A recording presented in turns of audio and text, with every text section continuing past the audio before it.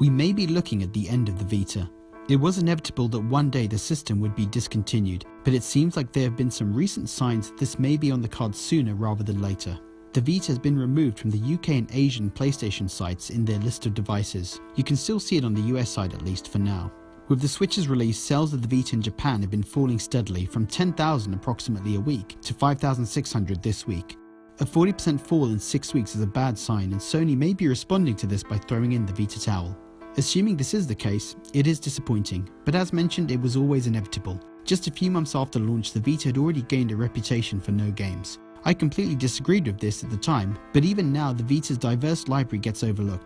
I did another video a while ago talking about how the failure of the Vita was not Sony's fault. They supported it at launch, but the 3DS price drop and some big releases coupled with the gaming media's negative commentary hurt the Vita massively. The perception of the Vita having no games alongside the overpriced memory cards really damaged sales for the first year and had a knock-on effect for the Vita's whole life.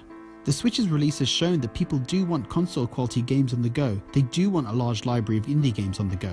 It shows that there was a market for the Vita, but Sony couldn't effectively tap into it. I'd love to see a Vita 2, but I don't think it'll happen. I'm okay playing the Vita and having the Switch to play newer games. It's easy to get upset at Sony and demand answers and support, but I don't think that's a good idea. I just don't think getting angry at corporations achieves much. Vita fans should instead celebrate the console and enjoy the massive library of games. We still have more games coming, with a couple even announced for 2018.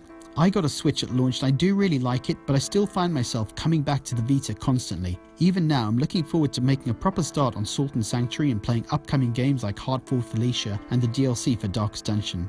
It's my favourite gaming device that I've ever owned, and I know I'll be playing it for years to come. So, if the Vita is discontinued, what will be your favourite gaming memory? Comment below, and thanks for watching.